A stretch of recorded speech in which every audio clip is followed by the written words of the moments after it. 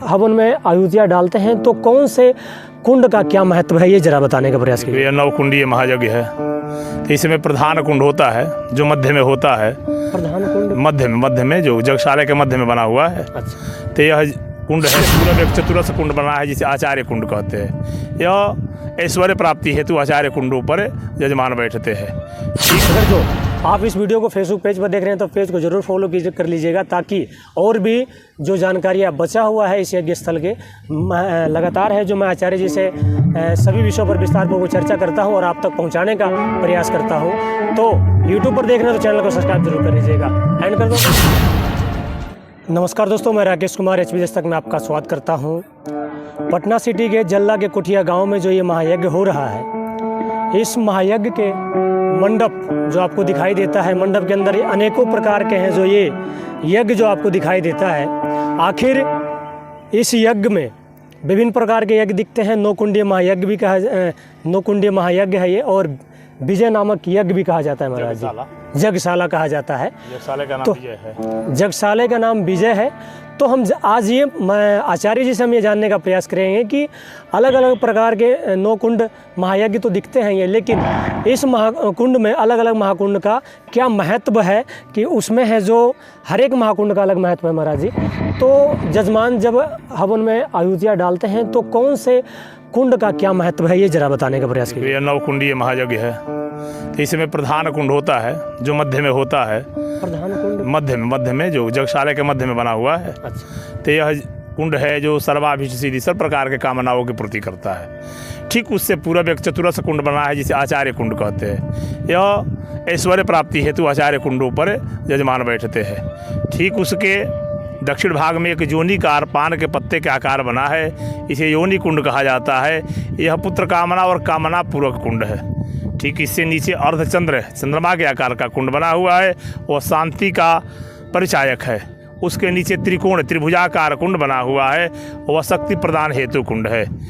पश्चिम दरवाजे पर आप देखेंगे तो गोलाकार वृत्त सूर्य के आकार का कुंड बना हुआ है, जिससे पर यजमान अपनी रोग इत्यादि के शमन के लिए बैठते हैं। उसके बगल में षष्ठकार 6 कोण का कुंड बना है ऐश्वर्य प्राप्ति हेतु। उत्तर दरवाजे के पास में जाएंगे, जहाँ अथर्ववेदीय है, वहाँ पद्माकार कुंड बना हुआ है जो लक्ष्मी प्राप्ति हेतु है। उससे ऊपर ईशान कुंड की तरफ में अष्टाश कुंड बना हुआ है। उस कुंड में सिद्धि प्राप्ति हेतु अष्टाश कुंडों पर यजमान बैठते हैं।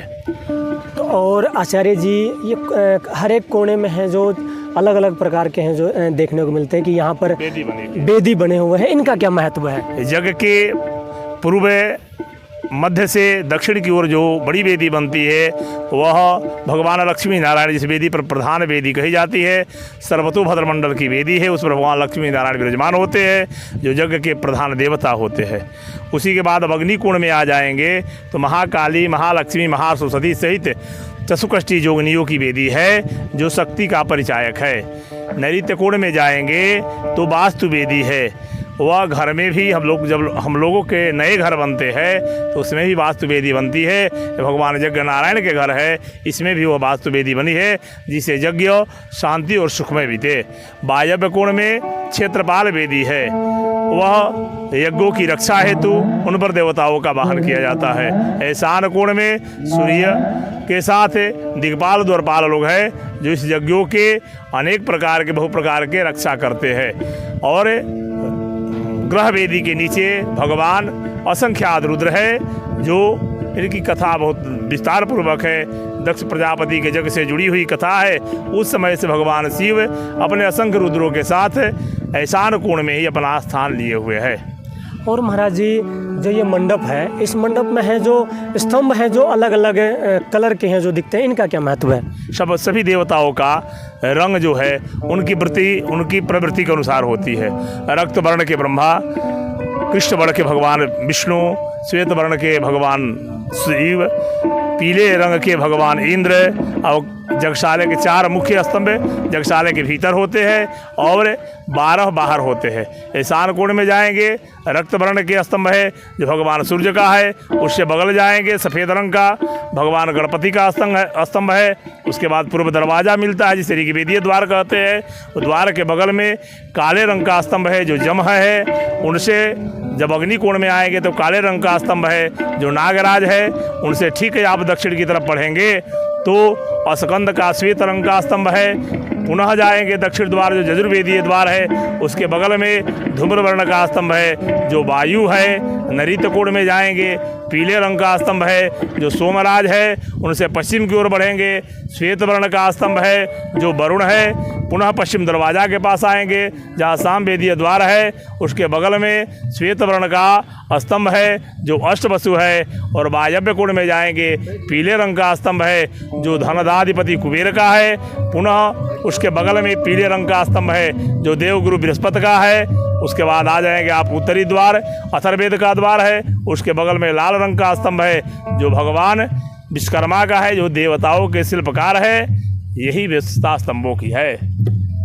तो समझ सकते हैं कि देखने से तो हमें नहीं पता चलता है कि ऐसा लगता है जैसे कि मानो कि कुछ नहीं दिखाई देता है, लेकिन जब आप है जो आचार्य जी से आप समझते हैं, आचार्य जी जिस प्रकार है जो विस्तार पूर्वक हमें समझाते हैं, तो पता लगता है कि हर एक चीज़ का है जो महत्व है। और जिस प्रकार है जो घर बनाया जाता है, तो घर की सुरक्षा के लिए जिस प्रकार है जो भगवानों का देवताओं को है जो बिठाया जाता है, उसी प्रकार महाराज जी इस यज्ञ पंडाल में भी स्तंभ इत्यादि की व्यवस्था की गई है। हाँ जी, यज्ञशाले के रक्षा हेतु यज्ञशाले को, एक गृह को, जैसे एक यज्ञशाले को खड़ा करने के लिए एक स्तंभ की आवश्यकता होती है, हमारे घर को खड़ा करने के लिए एक दीवार की आवश्यकता होती है, उसी प्रकार यज्ञशाला को खड़ा करने के लिए स्तंभ की आवश्यकता होती है।